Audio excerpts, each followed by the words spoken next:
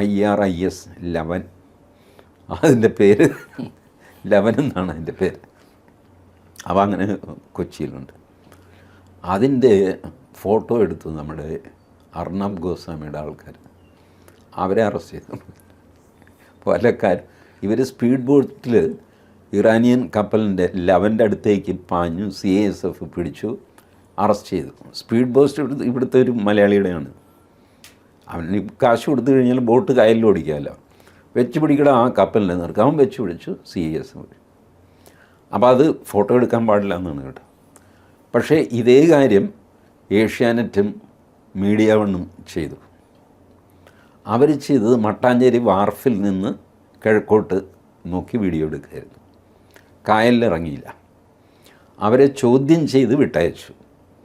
ഞാൻ അവരുടെ പേരുകൾ പറയാത്തത് FIRൽ അവരുടെ പേരില്ലാത്തതുകൊണ്ടാണ്. മറ്റേ FIRൻ്റെ റിപ്പോർട്ടർ ചാനലിൻ്റെ 2 പേരുടെ പേര്, റിപ്പബ്ലിക് ചാനലിൻ്റെ 2 പേരും, പിന്നെ ഈ സ്പീഡ് ബോട്ടിൻ്റെ ഡ്രൈവർ.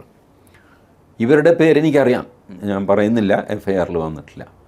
ചോദ്യം ചെയ്ത് വിട്ടയച്ച് അവരെ FIRൽ അവരുടെ പേര് കൂടെ ചേർക്കാനായിട്ട് CISF പറയുന്നുണ്ട്. കേരള പോലീസ് കുഴപ്പത്തിലാണ്.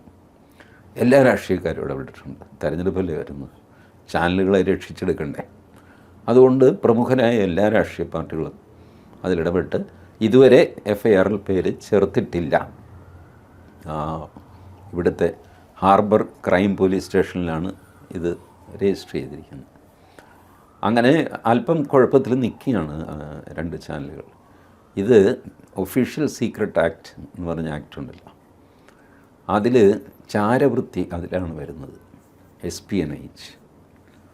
അപ്പോൾ ഇത് CISFും നേവിയും ഒക്കെ കാണുന്നത് നമ്മളോട് അഭയം ചോദിച്ച് വന്ന ഒരു കപ്പൽ, ആ കപ്പലിൻ്റെ ഡീറ്റെയിൽസ്, അതിൻ്റെ കോർഡിനേറ്റ്സ് ഈ ക്രിസ്റ്റൽ ക്ലിയറാണ്. ഏഷ്യാനെറ്റിൻ്റെ വീഡിയോ അവർ പുറത്ത് വിട്ടതാണ് വാർത്തയായിട്ട്. അതിൽ കൃത്യമായിട്ട് നമുക്ക് അക്ഷരങ്ങൾ വായിക്കാം, അതിൻ്റെ ഡെക്കിൽ നിൽക്കുന്ന ആൾക്കാരെ കാണാം. അത്ര സൂക്ഷ്മമായ വിവരം സാറ്റലൈറ്റിന് പോലും ഇത്ര കൃത്യമായിട്ട് കിട്ടില്ല. കാരണം ഇവിടെ നിന്ന് അടുത്ത് നിന്ന് എടുക്കുന്ന മൂവി ക്യാമറയുടെ ക്ലാരിറ്റി സാറ്റലൈറ്റിനുണ്ടാവില്ല. ഈ സാധനം ഇൻ്റർനെറ്റിലൂടെ പോയി കഴിഞ്ഞു, യൂട്യൂബ് വഴിക്കുമെല്ലാം.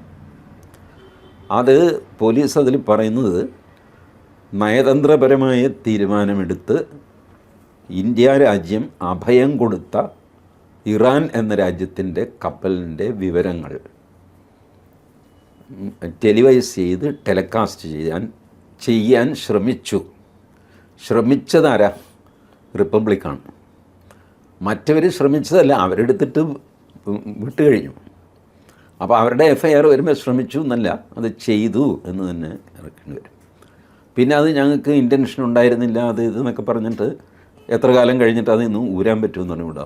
14 വർഷം വരെ ശിക്ഷ കിട്ടുന്ന കുറ്റമാണത്. 14 വർഷം വരെ ചാരവൃത്തിയായിട്ടാണ് അത് കൂട്ടുന്നത്. നിർഭാഗ്യവശാൽ ഇതിന് കേസെടുക്കേണ്ടത് കേരള പോലീസാണ്. CBIക്ക് കേസെടുക്കാം, പക്ഷേ CBI പിണറായി വിജയൻ്റെ അനുമതി വേണം, അത് കൊടുക്കില്ലല്ലോ. അപ്പോൾ CBIക്കൊന്നും ചെയ്യാൻ പറ്റില്ല. പിന്നെ NIAയിൽ ഇത് പെടുത്താം, അതിനുള്ള വകുപ്പൊക്കെ ഉണ്ട്. പക്ഷേ NIA അത്ര ബുദ്ധിമുട്ടി വളഞ്ഞു ചുറ്റി അതൊക്കെ ചെയ്യുമോ എന്ന് എനിക്ക് സംശയമാണ്. ഏതായാലും ഇതാണ് സാഹചര്യം. ഇതുപോലത്തെ നിസ്സാര കാര്യം പോലും നിസ്സാരമാണ് എന്ന് നമ്മൾ വിചാരിക്കുന്നത് അത് വലിയൊരു പ്രശ്നമായിട്ട് മാറാം. നാളെ ഈ ഇറാനിയൻ കപ്പൽ ഇവിടെ കൊച്ചിയിൽ കിടക്കുന്നു, അതിലൊരു സ്ഫോടനം നടക്കുന്നു എന്ന് വയ്ക്കുക, ഒരു മൈനർ സ്ഫോടനം, ഒരാൾ മരിച്ചു, കുറച്ച് പേർക്ക് പരിക്ക്. അപ്പോഴായിരിക്കും ഇതൊക്കെ പൊങ്ങി വരുന്നത്. ഈ കപ്പലിൻ്റെ ഡീറ്റെയിൽസ് ആരുടെ കയ്യിലൊക്കെ ഉണ്ട്, ഇതിനകത്ത് എന്തൊക്കെ ഉണ്ടായിരുന്നു. യുദ്ധക്കപ്പലാണിത്, വെറും കപ്പലല്ല, യുദ്ധക്കപ്പൽ. ഈ 3ഉം യുദ്ധക്കപ്പലാണ്. It is so dangerous. ഈ ഡേഞ്ചറസ് ഇൻഫർമേഷൻ ഇങ്ങനെ എടുത്തിട്ട് ചുമ്മാ TV വഴി പരത്തുക ഉത്തരവാദിത്വമുള്ള ഒരു കാര്യമായിട്ട് ഞാൻ കണക്ക് കൂട്ടുന്നില്ല. പക്ഷേ അത് പറഞ്ഞിട്ട് കാര്യമില്ല. കേരളത്തിൻ്റെ ഒരു ആവേശം അങ്ങനെയാണ്. കേരളം നമ്പർ 1 ആകുന്നത് ഇതുപോലത്തെ മണ്ടത്തരങ്ങൾ കൊണ്ടുപോകണം. അപ്പോൾ ഇനി വരുമ്പോൾ നോക്കാം. ഞാൻ പറയുന്നത് ഇതുപോലും ചെയ്യാതെ അനാവശ്യമായിട്ടുള്ള ഫോട്ടോ എടുപ്പ്, വീഡിയോ എടുപ്പ്. ഇപ്പോൾ ഒന്നാമത് ആ ബെർത്തിലുണ്ടല്ലോ, നേവിയുടെ ബെർത്താണത്. ആ ബെർത്തിൽ നമ്മളുടെ അസറ്റ് കിടപ്പുണ്ട്. ഇറാൻ്റെ ഒരു കപ്പൽ മാത്രമല്ല, നമ്മളുടെ അസറ്റ്സും പാർക്ക് ചെയ്തിരിക്കുന്ന അവിടെയാണ്. ഇതൊക്കെ ഉത്തരവാദിത്തത്തോടെ മാധ്യമങ്ങൾ കൈകാര്യം ചെയ്യുക. അതുപോലെ ഒഫീഷ്യൽസിനും ഇത് വേണം.